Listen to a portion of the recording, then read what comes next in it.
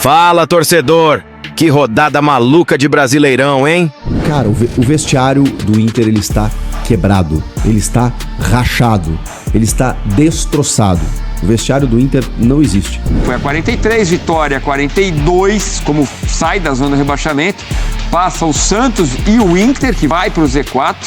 Ramon e Emiliano Dias demitidos, Abel Braga anunciado de volta e a matemática do rebaixamento, porque tivemos novidades. Não apenas a questão da Série B, do rebaixamento, mas... Com a vitória do Vitória para cima do Mirassol, a tabela pegou fogo e sobrou justamente para o Internacional, que foi jogado direto para a zona de rebaixamento. O resultado mexeu completamente com a parte de baixo da classificação e já está rendendo muita discussão entre os colorados, torcedores do Vitória e rivais, que não perdoam quando o assunto é Z4. Tudo isso e muito mais, você confere agora. Veja só. Ramon e Emiliano Dias demitidos, Abel Braga anunciado de volta e a matemática do rebaixamento, porque tivemos novidades. A derrota para o Vasco, ela foi muito retumbante, né? É aquele jogo de queda, 5-1, sem nenhuma hecatombe, né? Sem nenhum jogador expulso com poucos minutos, 2, 3 expulsos, ou um pênalti marcado ali que você fica meio sem reação. Não teve nada demais.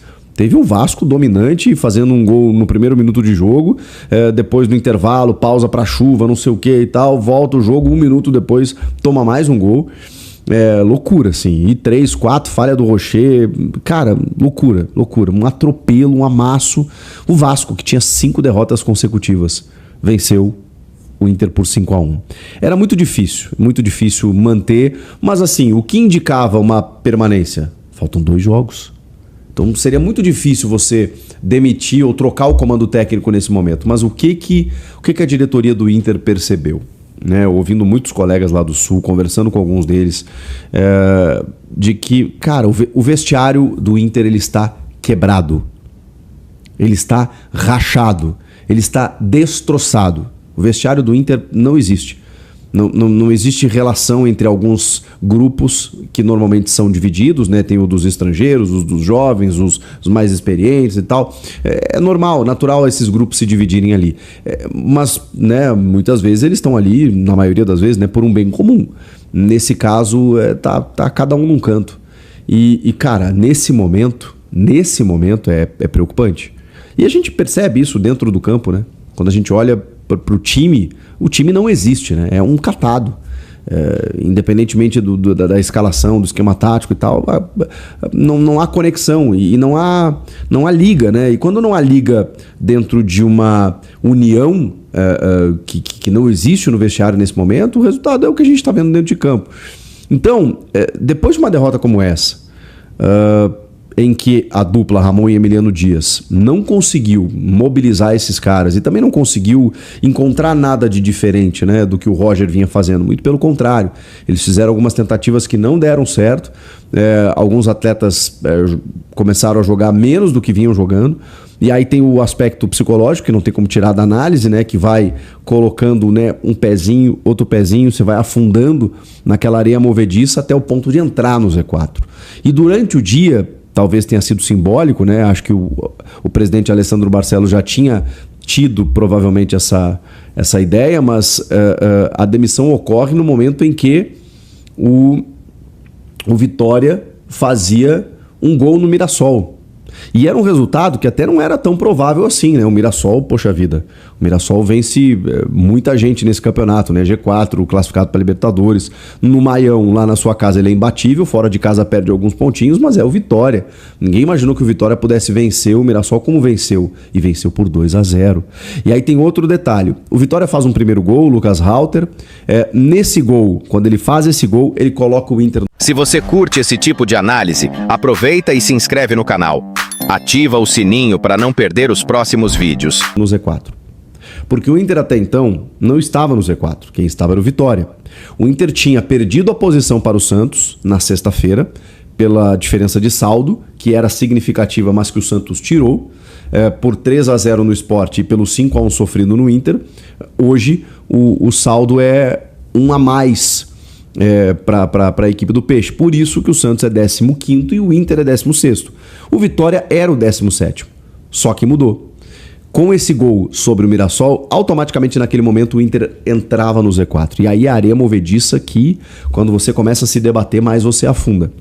Ali naquele momento o Inter anunciou a saída de Ramon e Emiliano Dias. Foi simbólico. Eu não sei se eles estavam esperando isso acontecer, ou provavelmente eles estavam prevendo já, né? Porque a dupla se reapresentou, chegou no CT Parque Gigante para comandar o treinamento, para comandar a atividade depois da viagem, depois do que aconteceu, e eles foram desligados. Quando eles foram desligados, o que aconteceu nesse meio tempo, né? Provavelmente o Inter começou a buscar nomes de alguém que pudesse salvar o Inter nesses 2 jogos. E como é que você contrata um técnico para 2 partidas? A gente tem um episódio, é muito curioso que os fatos se repetem, né?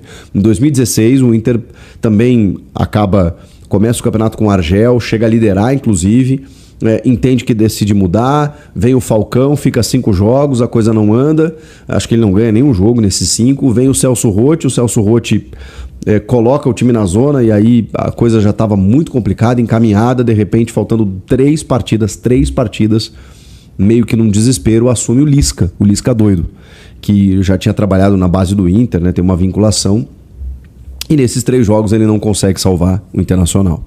Faltam 2 jogos.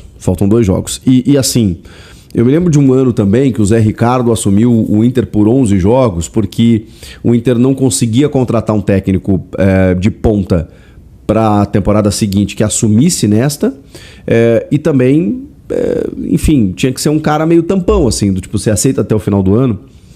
E não ia ser fácil achar uma pessoa, um técnico de ponta não ia aceitar 2 jogos. E a direção, como é que ia comprometer? Poderia fazer, né? Do tipo assim, se o time não cair, você continua, mas qual técnico de ponta aceitaria isso? O Tite, por exemplo, duvido, numa situação muito especial, muito particular. E cara, pode pegar um iniciante, ia pegar alguém da comissão técnica, o Inter não tem o Pablo Fernandes lá, né? Mas assim, não tinha alguém para muita gente falou do D'Alessandro de técnico e tal. Cara, seria um risco, seria expor um ídolo que já está mais do que exposto como diretor, né? Numa função que ele não exerce. Enfim, seria... Cara, essa engenharia seria muito difícil de acontecer. Mas o Inter conseguiu uma cartada, vou falar aqui como um secador, preocupado agora, de mestre. Foi uma cartada de mestre. Porque a diretoria... E aí o plot twist, né? O Alessandro Barcelos é o cara que assume em 2021 o Inter, eleito, e mesmo o Abel Braga, Abel Braga, tendo quase sido campeão brasileiro, Edenilson, 41 anos, todo mundo lembra, né? Não foi por conta daquele impedimento, por um pênalti que foi marcado e desmarcado, né? No jogo contra o Corinthians, naquele 0-0 que o Cássio fechou o gol. Se o Inter ganha aquele jogo, o Inter era o campeão brasileiro, comandado por Abel Braga. O Abel Braga, que disputou o título brasileiro, não servia para Alessandro Barcelos, que assume em 2021, mas já tinha um acordo com o espanhol Miguel Ángel Ramírez, do Independiente Del Valle, que era cotado em vários clubes brasileiros por campanhas ótimas feitas com o Del Valle no Equador. Ele já tinha acertado com o Ramírez e ele decide não ficar com o Abel Braga. Um ídolo, o maior técnico da história do clube, campeão do mundo e da Libertadores. E o Alessandro Barcelos, não, vamos inovar, vamos pegar um estrangeiro moderno, arrojado, e encerra o vínculo com o Abel, de uma forma absolutamente lamentável. O Abel encerra o seu trabalho, vai embora para casa, chega o Ramírez, Cacique Medina, Mano Menezes, e aí vai, né? Diego Aguirre... Teve mais gente aí que eu vou esquecer no processo. Eduardo Cudê, enfim. Roger Machado. E que coisa, né? O Abel Braga ele não servia para essa gestão, para esse presidente, para disputar o título brasileiro. O Abel que disputou o título brasileiro não servia. Para salvar do rebaixamento agora ele serve. E é justamente... No naufrágio que vive o presidente Alessandro Barcelos, que ele busca justamente o nome de Abel Braga. Cara, isso é assim É um roteiro de filme, né? E o mais impressionante, o Abel Braga aceitou. E aí, cara, por isso a minha preocupação. Porque o Inter dá uma cartada buscando, mexendo com o coração. O torcedor, ele já abandonou o time. Ele já entendeu que os caras já caíram. Que os caras não esboçam reação. Que os caras apanham de todo mundo. Então não há mais confiança. O torcedor já demonstrou a sua confiança nos jogos contra o Galo, contra o Bahia, em que nada aconteceu. Nenhuma vitória veio. Foi vir contra o Ceará fora de casa. Então o torcedor, ele não confia mais. Muito menos no presidente Alessandro Barcelos. Mas aí o presidente vai lá e fala assim, tá, e nesse cara aqui, vocês acreditam? Como é que o torcedor não vai acreditar? Nós estamos falando do Abel Braga. Meu olhar como secador, tentando buscar argumentos que me convençam de que pode dar errado. O Abel tem 73 anos, comandou pela última vez o Fluminense em 2022, se eu não me engano. Depois assumiu como coordenador no Vasco em 2023, no começo lá, mas logo saiu e não deu mais sequência na carreira. Chegou a anunciar o fim da sua carreira como técnico. E ele não está vindo como um técnico. Abel Braga está vindo como um salvador da pátria, mas com um cara que vai entrar lá, vai olhar para a cara desses jogadores e dizer, rapaziada, chega, né? Chega. A gente precisa de 2 vitórias. Vamos lá? Vamos. Esse clube aqui é gigante. A gente derrotou um Barcelona de Ronaldinho, Messi e companhia na final do Mundial. A gente ganhou Libertadores. Chega. Acabou a brincadeira. Porque aí está entrando uma entidade. Está entrando um emblema do clube no vestiário. E aí... o Abel era a única pessoa capaz de mobilizar esses caras, de gerar o tal fato novo e criar nesses jogadores algum poder de indignação.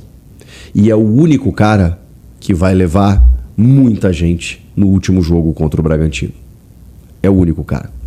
E aí a classificação, 75, Flamengo, Palmeiras 70, Cruzeiro 69, sem chances matemáticas de título pro Cruzeiro agora. Mas é uma bela campanha. Mirassol 63, Fluminense 58, Botafogo também, Bahia 57, São Paulo 48, Grêmio 46, Vasco na turma do 45, onde o Ceará poderia estar, ao lado de Bragantino, Corinthians e Atlético Mineiro. O Ceará foi a 43, Vitória 42, como sai da zona de rebaixamento, passa o Santos e o Inter, que vai para o Z4, Fortaleza 37, Juventude e Sport já estão rebaixados com seus 34 e 17 pontos ganhos. O Vitor Birner até antecipou aí a notícia do Inter, né? A demissão do Ramon Dias depois da goleada diante do Vasco, 5-1. Então tá aí a nota oficial, deixa o Ramon Dias, o Emiliano, filho dele, os assistentes Omar Ferreira e Bruno Uribarri, além do preparador físico Diego Pereira e do analista de desempenho Juan Romanazzi. E quem chega é um velho conhecido, o Abel Braga está de volta, campeão da Libertadores, campeão mundial em 2006. É uma lenda do Já clube. assume o trabalho neste domingo, treinamento ao lado da comissão técnica permanente. Já tem 340 jogos, vai ser a 8ª passagem dele pelo Colorado. É o treinador que mais vezes dirigiu o Internacional. É uma lenda do clube, se conseguir salvar o time do rebaixamento, eu não sei qual é o momento do Abel, não posso avaliar sobre isso, vai ser mais um feito, se for rebaixado não tem responsabilidade nenhuma, né? Já a comissão técnica que saiu da equipe, saiu na hora, ou talvez até um pouco tarde, porque eu tenho absoluta certeza que com aquela comissão técnica o Inter cairia. Agora ele tem alguma esperança de ficar. Vamos ver o que acontece. Repito, não sei qual é o momento do Abel para avaliar. Sei que ele é uma lenda do clube e isso não vai mudar nem se o Inter for rebaixado. Bom, pessoal, eu tô aqui pensando como é possível amar um time com tanta devoção, com paixão, com loucura, com entrega e simplesmente não há nada de retribuição. Não há nada que esse time possa fazer por você. O que aconteceu hoje em São Januário foi muito além da normalidade, porque o Inter vem mal no campeonato, sim. Já tomou algumas goleadas, vem passando vergonha há muito tempo, mal gerido, mal organizado, com vários problemas extra-campo, dentro de campo, se esfarelou, se desfez. E é uma pena porque o ano vai acabar mal, muito mal. Não apenas a questão da Série B, do rebaixamento, mas a falta de coragem, a falta de atitude, um time sem confiança, um time que não consegue se coordenar dentro de campo. Começou a temporada com título gaúcho, deu uma sobrevida ali na Libertadores, pegando um grupo difícil e simplesmente acabou a equipe, acabou o espírito coletivo. Não há hoje uma reação dentro e fora de campo. Nem acho que a culpa é da dupla que treina o Inter, mas é do time mal formado, mal organizado, mal distribuído. Uma equipe que foi ruindo aos poucos e que deixa o torcedor triste, que deixa o torcedor sem explicação, sem ilusão. Realmente vai acabar bem mal o ano. Eu tô muito envergonhada, com muita raiva, com muito nervosismo, decepção já faz tempo. E o Inter hoje é uma sombra, é um catado. Hoje é um time que não existe. E é uma pena que tenha passado esse vexame com chuva, com espera, com tudo. Que vergonha. Uma sexta-feira para ser esquecida e um coração machucado, maltratado. Que coisa, hein? Patético, ridículo, horroroso. O Inter é horroroso. Horroroso, horroroso, horroroso. Que coisa horrível. Que vergonha.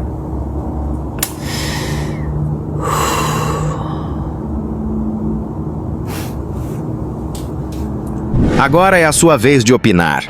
Você acha que foi justo o Internacional parar na zona de rebaixamento depois da vitória do Vitória sobre o Mirassol? Foi merecimento pelo que cada time vem jogando no Brasileirão? Falta de regularidade do Inter ao longo das rodadas? Ou simplesmente combinação de resultados que acabou prejudicando o Colorado na tabela? Comenta aí embaixo a sua opinião sincera e o porquê, que eu vou fixar o melhor comentário para todo mundo que chegar ao vídeo ler. E não esquece de se inscrever no canal, ativar o sininho e deixar aquele like para fortalecer nosso trabalho e continuar trazendo conteúdos como esse. Que Deus te abençoe e até a próxima, família! Valeu por assistir. Se ainda não se inscreveu, aproveita agora, ativa o sininho e compartilha com a galera do futebol.